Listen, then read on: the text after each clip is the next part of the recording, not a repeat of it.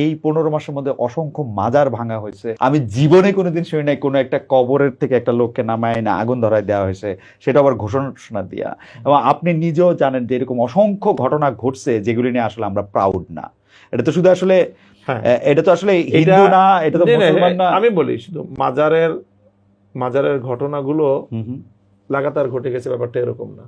শুরুর দিকে 2-3টা ঘটনা ঘটেছে, এরপরে শুধু একটা ঘটনা, বিচ্ছিন্ন ঘটনা বলতে হবে এগুলোকে। আপনি কয়টা হাতে গোনা বলেন না, আমি বলে দিতে পারবো হাতে গোনা। একটা ফরিদপুরে একটা ঘটনা ঘটছে, শেরপুরে একটা ঘটনা ঘটছে, আর আগে সিলেটে 1-2টা ঘটনা ঘটেছে। এগুলি ঘটনার স্কেলে তো বেশি না, যে অন্যান্য জায়গায় তো স্কেল বেশি না, এগুলো মিডিয়া এটাকে খুব বেশি। আমি তো ঘটনা গনে বলে দিলাম। ফরিদপুরে একটা ঘটনা, আপনি অনেক ঘটনা গুনতেও পারেন নাই। কুষ্টিয়ার ঘটনা তো আপনি গুনলেন না। কুষ্টিয়াতে কুষ্টিয়ায় কিছু মানুষ যারা নাকি এখানে লালনের মাজারকে কেন্দ্র করে ওখানে মাদকের একটা আখড়া জমে। যে কোনো মাজারকেই কেন্দ্র করে আসলে এটা এক ধরনের ইনসিকিউরিটি।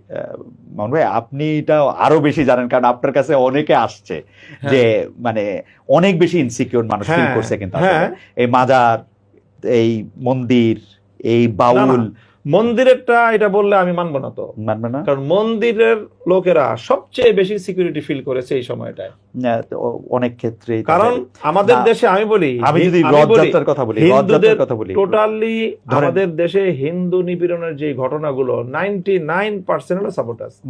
এবং এটা যারা ক্ষমতা, যারা দখলদারিত্ব করে, চাঁদাবাজি করে, মানুষের সম্পদ দখল করার যে ধান্দা করে, এরাই মানে যেখানে যেই ভাবে সুযোগ সন্ধানী তারা সেভাবে করে। হিন্দুদেরকে দুর্বল পেয়ে এই দখলদাররা, চাঁদাবাজরা, অথবা যারা এই যে মানুষের সম্পত্তি দখলকারী, তারা সম্পদ দখল করে, হিন্দু দুর্বল হিসেবে তাদেরটা করে।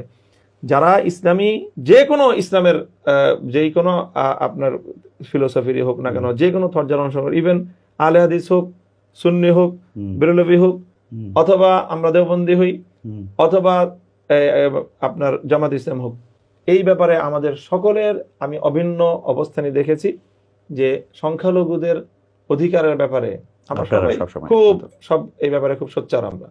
যার কারণে আর আমাদের কোন গ্রুপের মধ্যেই ওই শ্রেণীটা নাই, একটাও নাই যে মানুষের জায়গা জমি, মানুষের প্রপার্টি দখল করবে।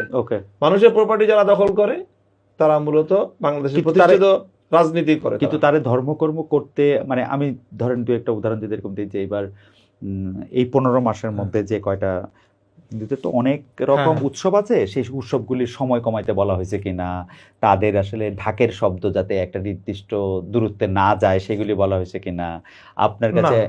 এটা হয়তো সবসময় বলা হয়ে থাকে।